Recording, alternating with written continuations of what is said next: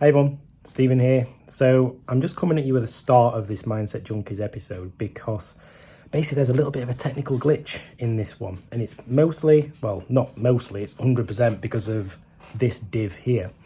So basically what I did is went and pinned on presenter view the video. So it's actually only showing Allie. So now you get the joy of actually missing my mug off the entire of this video. But nonetheless, we thought we'd stick with it anyway, and we thought we'd kind of go ahead with it. And, mostly, this video is on gratitude. So I am actually grateful for this mistake happening because it will never happen again. All right, enjoy the episode. Hi, everyone, and welcome again to our channel. We are the Mindset Junkies, and my name is Stephen. Hello again, and my name is Allie.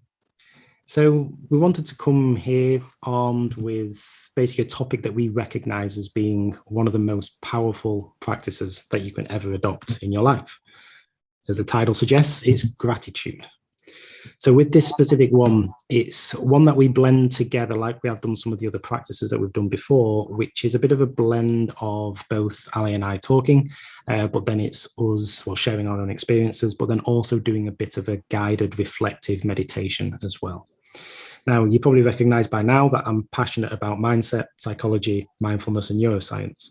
And I think that these together, they form a key element of how we can deepen our own understanding of basically essentially how our own brain and body works. And how, when we understand that, we can actually go on and achieve great things. So before we kick off, what I'd want to do is just basically talk about our own experiences of gratitude. So, Allie, what is your take on this subject? And have you got any kind of personal experiences that you'd like to share? I do. If I'm honest, and I probably would lump myself in a category of probably about 99% of the people that are watching this and listening to this, I fell into the trap of always focusing on what I didn't have rather than what I did have. As human beings, we are sort of more focused on what society, social media, our parents, friends, colleagues, etc., expect us to have in our lives by a specific point. And the things we do have seem to be dismissed quite quickly. And in this current world where we are always comparing ourselves to other people, it's not unexpected that we wish we had more of what other people have, no matter how fake that actually might be. And therefore, we focus less on what we do have. And I was no different. And to be absolutely honest, I feel a little bit ashamed to admit that. This actually sort of changed for me back in 2012 when my darling mum passed away. And I would, after that time, hear a lot of people complain about their mums being a bit absent-minded in their old age or becoming a bit of a nuisance and always popping around at the worst time. And all I really wanted was my mum to still be with me no matter what. So I, at that time, started to focus a lot more on being grateful that she had lived with me for 7 years after she retired, and that I had this amazing opportunity to go on some fantastic holidays with her. I felt grateful that she was a stay-at-home mum for my sister and I when we went to primary school. And I spent more time thinking and being grateful, retrospectively reflecting back on my mum's life and the memories and the experiences that she gave me and all the wonderful times I had with her, rather than focusing on the fact that she wasn't with me any longer and feeling woe is me. And in actual fact, it really helped me massively with the grieving process. And I then recognized the power of gratitude and practicing gratitude on a daily basis. And it made an enormous change to my life. Thank you for sharing. And I think particularly a loss of a loved one, someone so close to us, exactly your experience can really be a trigger for the profound sense of gratitude, because it then becomes, it's like you're looking at people who have something that you miss so dearly, and it just makes you ever more grateful. I know I've certainly been there myself. And yeah, I guess kind of reflecting on that a little, it just kind of brings it a little closer to home, doesn't it? That we rarely look inwards, do we, in terms of like, so what are the core things that I actually have today? And you mentioned a few things there of you was grateful for her being basically a stay at home mum for you and your sister, which is it's fantastic. You know, there's a lot of people who wouldn't have that luxury. I know one of my mentors, he talks about a really traumatic moment in his life where he was the only one out of several brothers and sisters who was basically, I'll say, shipped off to a boarding school. He hated it because he was like, he was away from his family, he was away from his parents. So you know, there's those things that we can sit and reflect on, can't we? Absolutely. And you know, it made me really realize that I was being grateful for her, but it was retrospective. Why couldn't I have spent more time being grateful for her while she was actually still with us, and actually tell her how grateful I was for the things that she did, and the experiences and the unbelievable, hilarious laughter that she shared with me. So, you know, and yes, feeling that gratitude for her and being grateful for her was amazing, but why couldn't I have done it at the time? And I think for most of us, when we lose a loved one, that is probably one of the most difficult emotions, isn't it? I wish I had said, I wish I had done, I wish I had told them. And that for me was a really life-changing moment where I thought, you know, you've got to actually live a little bit more in the moment and actually look at everything you've got around you, no matter how small or how big, and just recognize it and be grateful for it and value it, and show them the gratefulness or the gratitude that you have for having these things or these people in your life. So it made a big change in my life at that time. Yeah, I'm glad to hear you now live a life of gratitude, Allie. And I think just in line with this episode, I think it's a powerful statement to kind of make with this. Yeah, and you know, our mission here is to share our stories, insights, and our reflections, you know, bringing that human relatable element to what many of the gurus talk about. But on this, we are truly grateful for all of you who listen to us every week. And it is the reason that we keep coming back. So let's just take a moment for Stephen and I to say that we are very, very grateful to you all. Definitely. You know,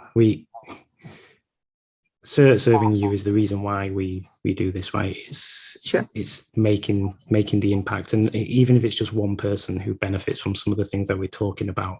And if we think about this gratitude and that story that Allie's just shared, just if one person goes, you know what, I think I need to make a phone call to my mum or dad right now and have a conversation and tell them how I feel, right?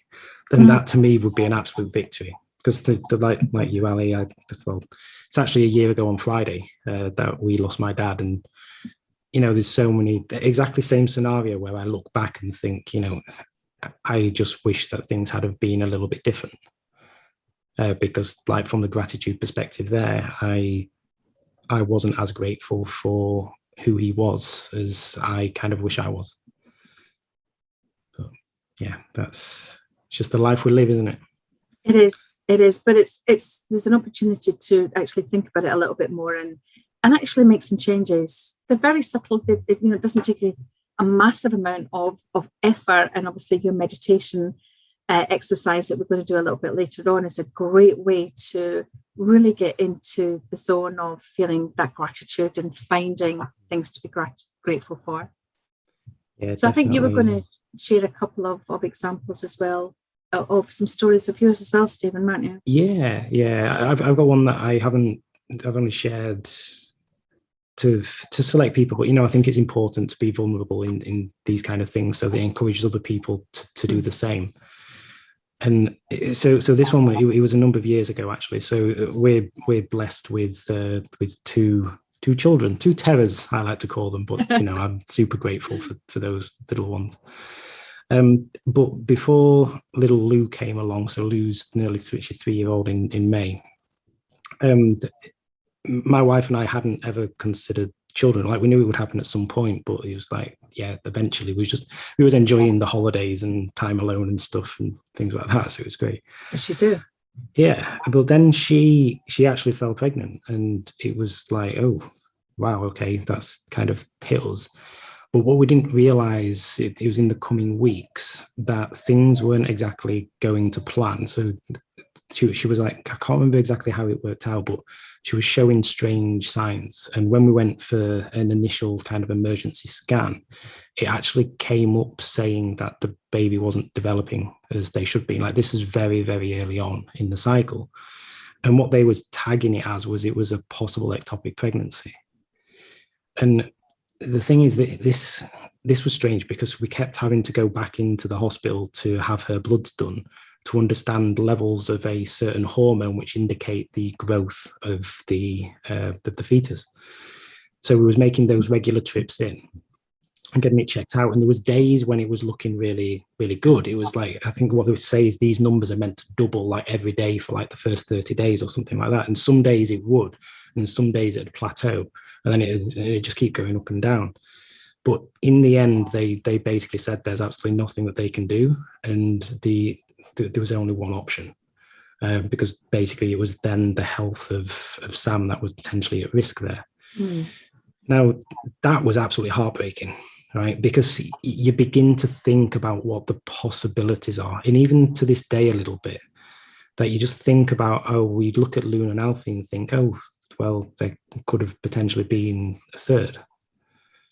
And as an alternative angle, though, the way I look at this is that when I'm sat spending time with Luna and when I'm with Alfie, so like every single morning, I'm sat with them both while Sam gets a little bit of a lay-in. Look at her. Eh? And I'm just sat with him. Luna's on my knee. We're watching cartoons. We're just playing games or whatever it is. And I'm like, I am just so grateful for her health. I'm so grateful for Alfie's health. You know, it just gives us that real baseline in life that at the end of the day, every morning I go in, I sit on that bed and I get a big old hug. And it's fantastic, right? I'm eternally grateful for that. So, you know, there's these experiences that we have in life, or we've both talked about experiences which are quite traumatic, but then these have helped us to kind of shape our outlook, shape our gratitude. Yeah. And the thing I would say with this is that, you know, as Ali mentioned, we always want to be really human with you all, because we recognize that, you know, if as we mentioned, if we're sharing these stories, it might prompt you to go and have a conversation with somebody. It might prompt you to look on it a little bit differently. Like, it's interesting, you can probably hear my littlest one screaming in the background. He's probably getting ready for bed or something.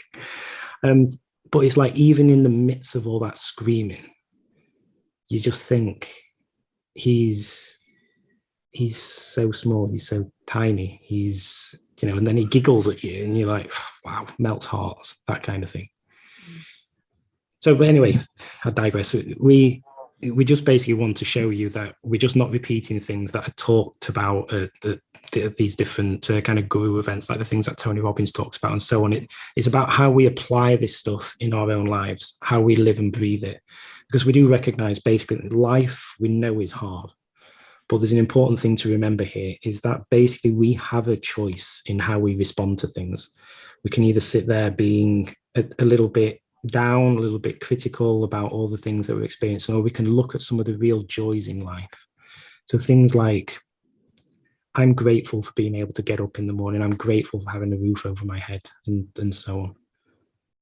Yeah, I'm grateful for the lemon drizzle cake that I've got sitting just to the left of me right now that I'm going to eat and scoff straight after we've done this. So, you know, this, you know, like you say, you can look for things that you're grateful for all over the place if you just take that moment to just think about them. And the thing is that a lot of us don't recognize that there is this choice. And in missing this choice, we may often find that we forget about the amazing things that we have going on for us in our lives. You know, the things that 99% of the world would do a lot to get. You know, I currently sponsor a young man in Nigeria who is an amazing artist. He is an entrepreneur. He's super, super clever. But right now, he's not afforded all of the things that perhaps I've got right now in order to get a business up and running. He is doing what I'm doing, but with so many different challenges and so many huge obstacles. And yet he gets up every day with that level of motivation to say, today is another opportunity for me to take my business just that one step forward. And I'm just in complete awe of the fact that, he doesn't feel a victim for the challenges that he's got. He doesn't feel hard done by because he has, these obstacles to get over. Whereas most of us who have lived maybe a privileged life would not even try. But he does. He gets up there and he does it every single day, and he is phenomenal at what he does. So, a lot of us are much more privileged than we can possibly imagine. I definitely do agree. And that there's a lot of experiences that we have in life. There's a lot of tough things that are going on that they're the most ripe for us to have an experience of gratitude, of the exact thing that we'll cover today within the meditation type practice here. Because the thing is, it's like when the going gets tough, that's when we really, really, really do need to reflect back and think of all those amazing things that we have going for us in life. Because just in your example of the artist that you support, he's evidently just kind of getting on with it because he's literally got no choice. And, once again, on the choice, we have a choice on how we reflect in things. Absolutely. Yeah. And it's often when it's these sort of like tough things and that life appears to be falling apart, that's the time when, you might want to look at some of the probably more basic aspects of your life and look at some examples like, I'm grateful for waking up each morning. I'm grateful for being able to have a warm shower. I'm grateful for the food on my plate or the roof over my head, the air in my lungs, the support of my family, for having a job. These are some of the things that I am grateful for every single day. And they're things that come quite easily to me because I have got a comfortable life. I'm still hugely grateful for them. I'm grateful for the fact that, some people go to bed tonight and not wake up. So, it's a great feeling to wake up every morning and know that you have another day of your life to live. So, the list does go on and on, but it doesn't have to be huge, big things. It could be things that are, just there. They're organic things that are part of your life every day, that you just take for granted as soon as you open your eyes in the morning. Yeah, I definitely agree. It brings to mind a story on one of Tony's programs about there was two executives at one of his events. I'm sure I've mentioned this on this channel before, but I will mention it again anyway for those who are listening new. And so one of them was the more senior in the company, and he basically had a goal that he wanted to be successful. And he had this whole raft of sub goals underneath it, like things I want to be 16% body fat, and I want to be able to run a 10K in 40 minutes, and I want to be worth $2 million, and this and this and this and this and this. And Tony approached him and said, right, well, it's not like you're making it easy for yourself here. Like, look at all these. And he said, well, that's what success means to me. He then went to somebody else and asked their opinion on what their definition, what their goal is around success. And he said, well, the thing is, my goal for success is just basically being alive each morning, just being above ground. That was his exact words. That's success to me.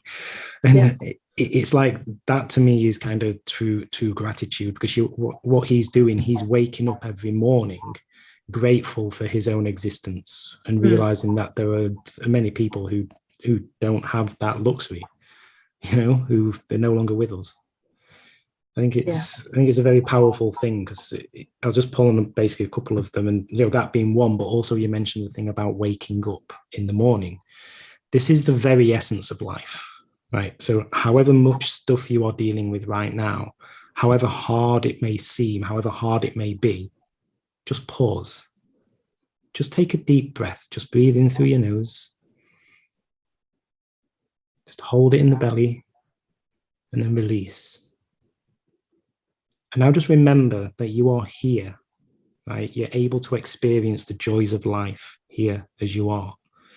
And if that's not enough, let's take another deep breath. So breathe in through the nose, hold it in the belly, and release. And just have a look around you. You have a roof over your head. That's assuming you're inside the building. But a lot of people don't have that. If you're sat in your car, other people don't have a car, right? And then what about the food on the table? You know, where a significant portion of the world do actually go hungry each day. There's all these different things that are going on that you could sit and reflect on. Yeah, it's these things at the essence of life. But when things go wrong, it's these things that we so often forget as well. And they're the things that ground us. You know, they should be the things that we use to ground us before we, you know, go off on a tangent again about how hard life is for us. It's not. Life is relatively easy for the majority of us. We just need to stop, like you say, take a breath and just think about what we actually have got as opposed to what we haven't got. Indeed, and I am very grateful for this cup of tea right now, because you may have noticed, I don't know, my voice is a little bit funny. I've got a little bit of a cold, and this cuppa is helping. So I'm very grateful for it. But you know, the thing is with this topic is we've been talking a lot about it, but the thing is, this isn't just talk about how if you become more grateful, then you will have a better outlook on life, right? And this is now the neuroscience geek in me that is going to come out now on this one. But basically, so gratitude. Let it out, Stephen. I am, you know, I love this stuff. So gratitude, it's a very powerful human emotion. And by conveying and receiving simple thank you messages, whether it is towards ourselves, you know, often that's something that we do miss a lot. You know, we're often kind of outward looking in terms of our thanks, but we never kind of look inwards and say thank you to ourselves. So it could be to ourselves or to others, but we can truly derive the pleasure that we essentially seek everywhere else, in almost every single area of our life. So studies, what they've shown is that gratitude, it manifests itself across multiple areas with its both physiological, psychological, and also social benefits as well. So it's things such as improved communication, it's empathy, so about the way we connect and relate to other people, even our immune systems, sleep cycles, thoughts, awareness. These are known to basically benefit from a more grateful life, a more grateful outlook. Now, let's think about this a little bit more logically before we dive into the detail around this. You know, if we approach our life through a lens of what I don't have, so those exact things that Allie has been mentioning right at the start, in simple terms, we'll be living a life of stress, because we'll always be seeking something new. We'll always be seeking something more desirable. We'll always be looking to do something different. You know, we always want to level up. And, you know, that's not always a bad thing, but it's the importance to be able to control that and still ground ourselves in that exact present moment that we have, and all the things, all the amazing things that we have in our lives. You know, what it basically means is that our bodies and our minds, they potentially never become settled. We're always switched on. And in turn, basically our psychology and also our physiology suffers. The knock-on effect is basically our inability to focus outwards through compassion and empathy. We just end up creating disconnection because we're constantly leveling up. You know, we just have to think, like I can talk a little personally on this one, that so in this respect, my wife and I are kind of completely different people in this respect. Like, I'm into personal development, but she isn't. But she's massively supportive of my kind of desire to continually improve. But what my grounding element is the serving the family. And it's kind of looking back at that and thinking, you know, there's Lou, there's Alf, there's Sam. We're all here. We're a family unit. I'm truly grateful for this. And in turn, she's grateful for that progression and development, because she's then seeing me succeed as well. So, you know, the reason I mention this is because it's a good little balance to have in this respect, that what we're saying is that we shouldn't always be holding ourselves back, but we shouldn't always be plowing forward and looking for that next best thing.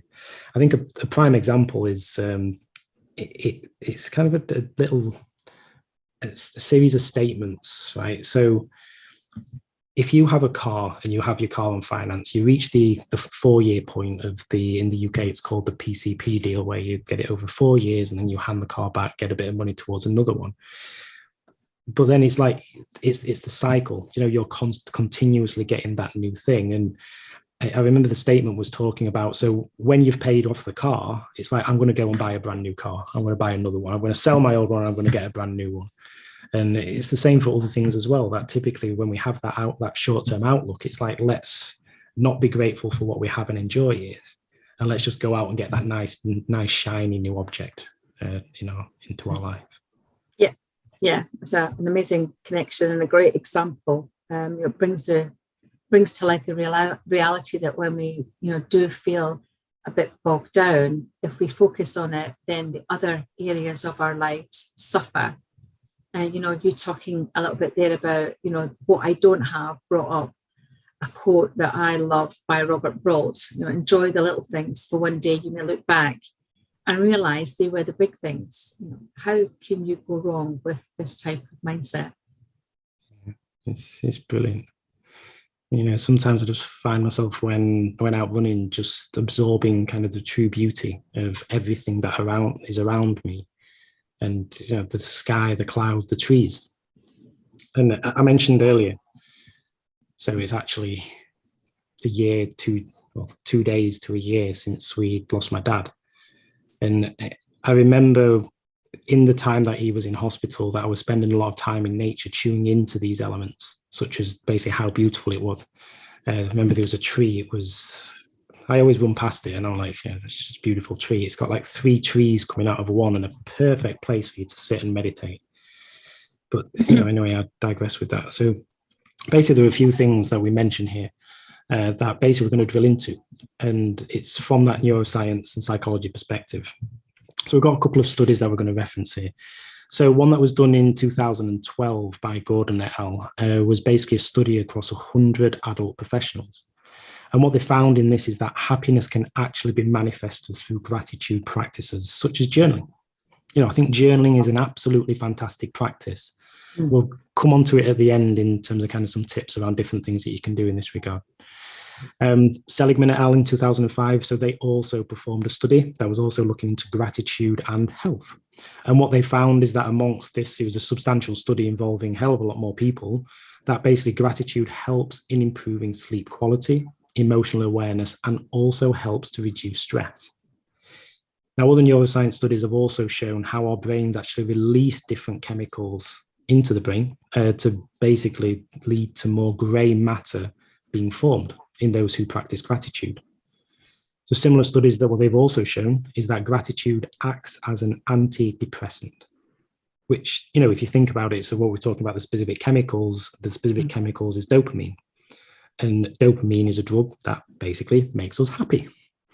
So, I mentioned about the neuroscience stuff. I just wanted to drop a few different studies in there because, quite a lot of these are not just survey-based either. So more of the modern day studies into the neuroscience of things like mindfulness, gratitude, and things like that, they are actually using MRI machines. They're using kind of really, I'm not going to use the word invasive, but things that allow us to actually see what is actually going on within our brains. It's not just getting survey responses from people. It's actually that technology-enabled studies. But anyway, I could go on with this. You know me. Yeah, I mean, you make a really, really valid point there. It's great to have all the data and, surveys and number crunching. But when you actually look at the science involved in this and how they can actually read what the brain is actually doing electronically, it's absolutely fascinating. But it really does emphasize the importance of this particular topic. So, Stephen, what can our listeners do here to help them?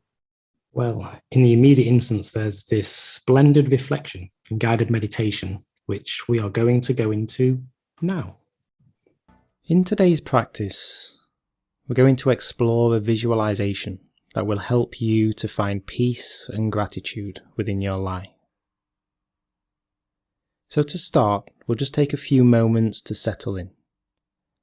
So let's begin by taking a deep breath, breathing in through the nose and out through the mouth. As you continue to breathe with each breath that passes, just relax your shoulders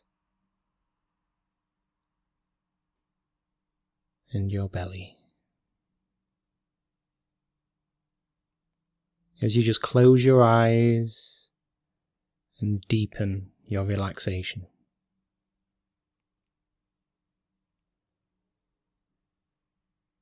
As you allow your breath to flow freely, I would like you to try to clear your mind. The idea isn't to rid your mind of all thought, but to encourage a smooth flow of breathing. Just resting our attention on the breath.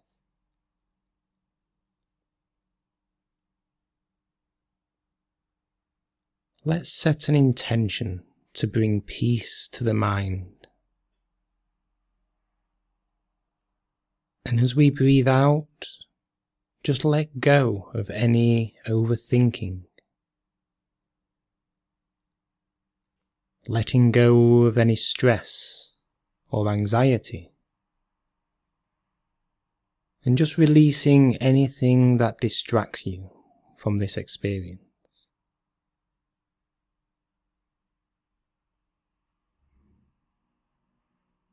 Now with one more deep inhale and a slow exhale, bring all of your attention within. Noticing your breath.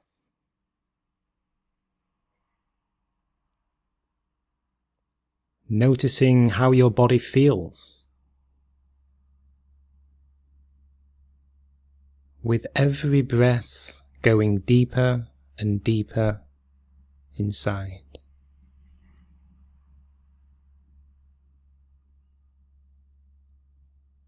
The outside world disappearing and a new scene slowly appearing around you.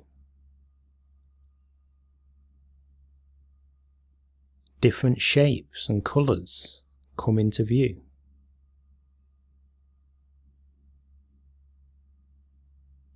Slowly brightening and sharpening as you look around. You find yourself in a lush garden, surrounded by bright green bushes, beautiful statues, vibrant plants and flowers. Just take a few moments to look around, taking in your new beautiful surroundings.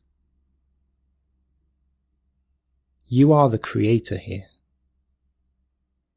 Dig deeply into your imagination and paint this scene, letting your creative juices flow.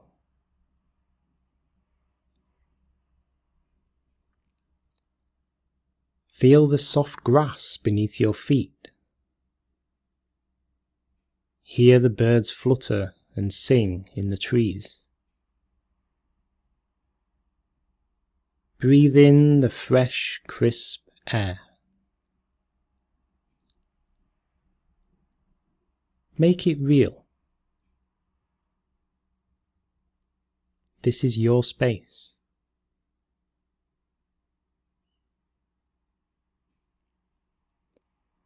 Now walking slowly forward, you notice there is a path before you. Its stones are smooth, glistening in the sunlight. Step on this path and continue to walk forward, curious about where it leads.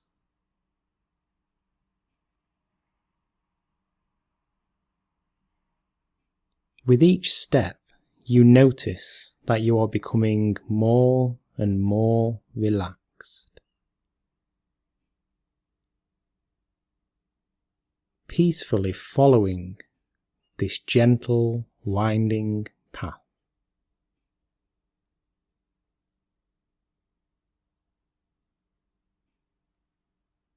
Soon you hear trickling water and find yourself before a great stone fountain. Just take a few moments to visualize this fountain, noticing the subtle details, the curves, the colour, the streaming, splashing water, the sounds that it's making.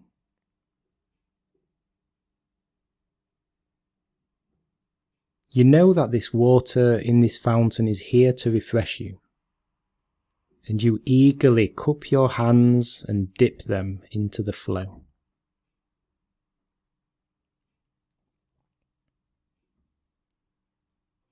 Bringing your hands to your lips, you sip the water, drinking every last drop.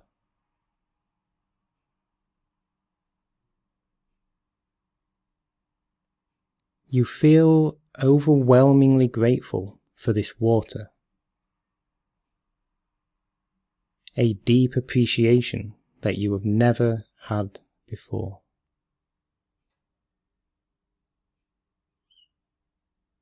Feeling so thankful for this healing and rejuvenation. Thankful for the opportunity to give your body what it needs.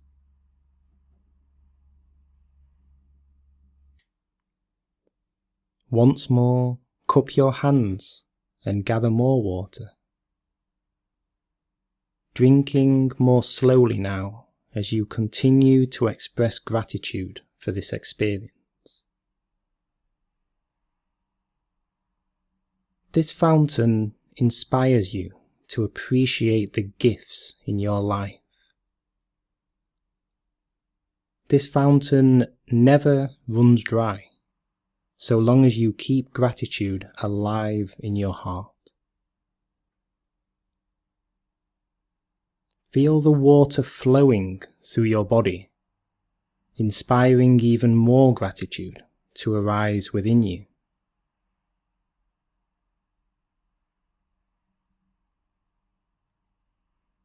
Imagine the water that flows from this fountain touching everything in the garden, nourishing it, seeping down into the soil and travelling up the roots of every plant, every flower, every tree. It provides water for the birds and the small animals that call this garden home. Notice the way the water invigorates these living things, the way that it invigorates your own body. The grass beneath your feet is supple. The trees above you are strong, their leaves glistening in the sun. Filling your hands, you fill your own cup of gratitude.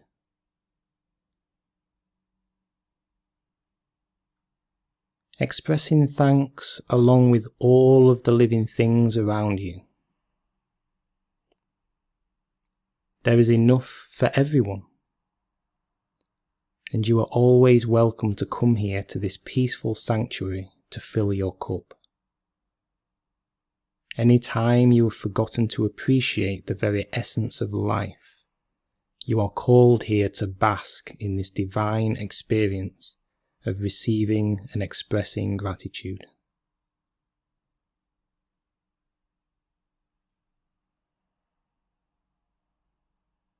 Bring to mind all of the areas of your life that can use a sprinkling of gratitude.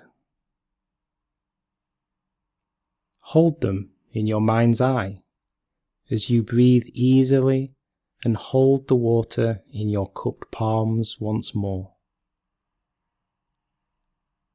Gratefully pouring the sacred water on these areas of your life.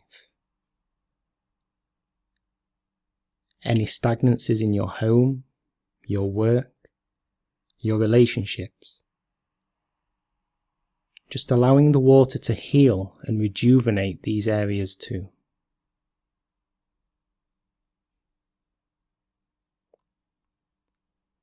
Envision your life perking up and blossoming with renewed energy. Appreciation flows effortlessly from you, as effortlessly as the gentle water flowing from the fountain. Breathing easily. Simply enjoy your time in this garden for the next few moments, peaceful and relaxed.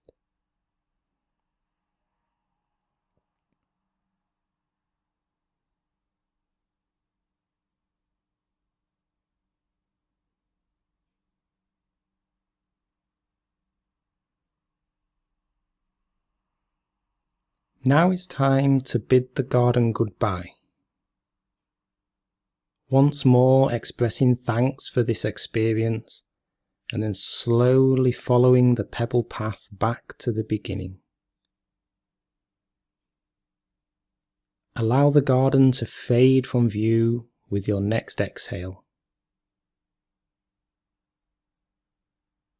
and your current surroundings to materialize as you inhale deeply, opening your eyes, always remembering that you can return to this garden whenever you would like to fill your cup with gratitude. Now, welcome back from that practice. I honestly think this practice is incredible, right? And I'm not just saying it, right, but seriously, like when I was recording and more so editing this exercise, I literally had goosebumps throughout it. It was, at least I found it incredible. I hope you did too. Well, I definitely did. It's a truly beautiful exercise, and it certainly helps to ground ourselves. Yeah. So I don't think there's anything more we need to say on this. Hopefully you should have taken a lot away from that. I hope so too. And for me, there's really just sort of like one thing to say. We've talked through the science of gratitude, along with the more human benefits of gratitude, which we know are many. But what do you find more useful for our listeners to adopt in terms of a practice of mindfulness around gratitude?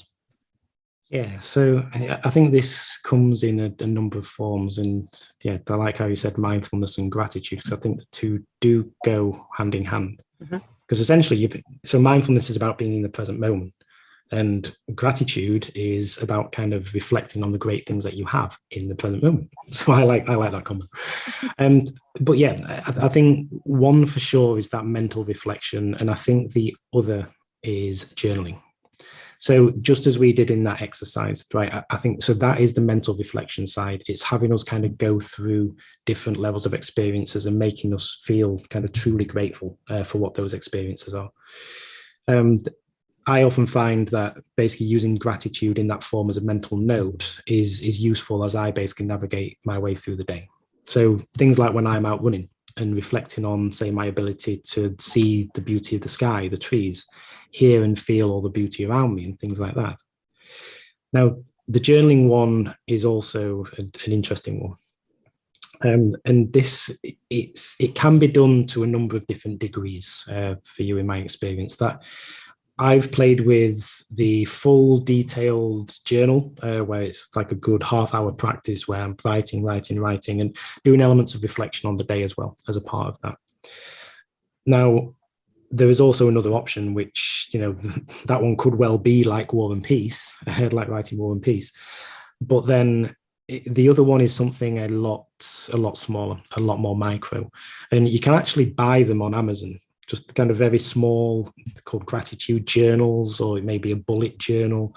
And it's like on each page, it'll be a tiny little book. In fact, I've probably got one lying around here somewhere. And it's just literally like 5 lines on a page. And it's just each day, just go into that. What are 5 things that you are grateful for? 5 things. Yeah. There's also other things like that. There's many apps out there. Like I have one that I use called Remente, and the thing is, I've kind of butchered this to be for this purpose, right? So every single morning it'll prompt me to say like what are a few things you're grateful for. It's not intended to be this. It's more of like a to-do list app that allows you to add notes into each section, but it's the same kind of thing. And then one other thing that I have in my own Facebook group, which I think we should actually bring into Mindset Junkies as well, is that there's this Gratitude Wednesday post that goes out every week. And it's again not intended to be war and peace, but it's just intended to provide that prompt to people to just go, so what is it that I'm grateful for in this specific moment as soon as they see the post? Some people comment on it, some people don't, some people just sit and reflect on it, and that's okay. It's finding what works for you. How about you, Alan? Do you have anything that helps you? I mean, I journal every day, even if it's just for 5 minutes. Sometimes it's longer. I meditate every day as well, even if it's just for 5 minutes. I always try and find some time, but I guess in my sort of like Chinese archetype, I'm a water baby at heart, and I find that my moment is when I'm in the shower, when I feel that warm and then cold water on me. That is the point where I practice my gratitude more than any other time. It just seems to be the right place for me to be able to, reflect and be grateful for even just feeling the warm water on me, just having the ability to turn a tap on and there it is. So that's the time that I'm doing. So I don't go into any kind of like war and peace. I just generally, do that every morning in the shower, and then journaling as well. I also find, though, that over the course of the day, when I'm having conversations with people or there are things that are happening, I can find that the language that I would perhaps habitually use, especially if something's not quite going my way, you can start to hear yourself saying something or thinking something that might make you put you into that sort of like victim mode. So what I do is I stop and I think, wait a minute, why am I complaining about this? What is the opposite of this that I can actually be grateful for? Can I actually see an opportunity here in terms of what's happened and be grateful for that? And also I find that when I'm talking to people as well, in terms of any situations that are coming up in their day, I will ask them, okay, what could you perhaps be grateful for? What is this situation teaching you? And over the last 4 or 5 days, I have been talking with my friend and his girlfriend who live in Ukraine. They live in Odessa, and they have been posting up about what's been happening to them on a daily basis. Their thoughts, their feelings, what's going around them, having to evacuate to the basement car park because there's some explosions going off nearby. And, really just being grateful for the fact that I'm not there. I'm not in that situation. And thankfully, they have been able to get on a train and they have landed safely in Poland. So they are grateful for being able to get away from that situation. And I'm super grateful for the fact that they have got away from that environment. But, if you even take a moment in your lives today to just think about how safe and secure and, blessed you are right now to be where you live, and you're not in an area that is being shelled or is war-torn or is got famine, no clean water, all of the basic things that we take for granted. Just stop and celebrate what you have, even if it's just the smallest thing. It's so much more than you think or believe that you have. 100%. And I think this wouldn't be a true gratitude episode without kind of reflecting on that madness that is happening over in Ukraine with Russia at the moment. And think, as you say, just firstly, so one thing on this, I'm kind of truly grateful in the response that pretty much the entire world has had to this. It kind of restores your faith in humanity a little bit, that there's so many people who evidently care. Yeah, and absolutely. That's evidently going to go a long way. But yeah, like you, Allie, I'm kind of truly grateful for both everybody's health there, right, and then also the fact that at least we can do whatever we can from a distance. Yes, yeah, absolutely. So we really hope that you've found today's episode enlightening. Hope that you will all at least find 3 things to be grateful for, and they have to be small. Start small and then get bigger and bigger, and even be grateful for things that have happened in your life that just bring you joy, whether it's the moment that you walked down the aisle and you saw your intended at that moment, or just seeing your little boy, your little girl take their first steps or ride their bike, whatever. These are the moments that you should be truly grateful for. They are they are unique moments in your life, and stop thinking about what other people have got that you want. Just celebrate and be thankful for what you actually do have. It's much, much more than a lot of people in the world have got. So we would love you to share your comments on this episode. Love to know what you think about the meditation and mindfulness exercise that Stephen did earlier on. Please subscribe, like, and share this video if you think that it is. We really do love bringing this content to you on a weekly basis. I think we're going to talk a little bit about feedback next week on next week's episode, so I'm looking forward to that as well. And before we close out, Stephen, is there anything else you'd like to add? No, I just think these 2 episodes will tie in great. Gratitude and feedback, fantastic combo. Wonderful. Take care, everybody, and we look forward to seeing you again. Bye.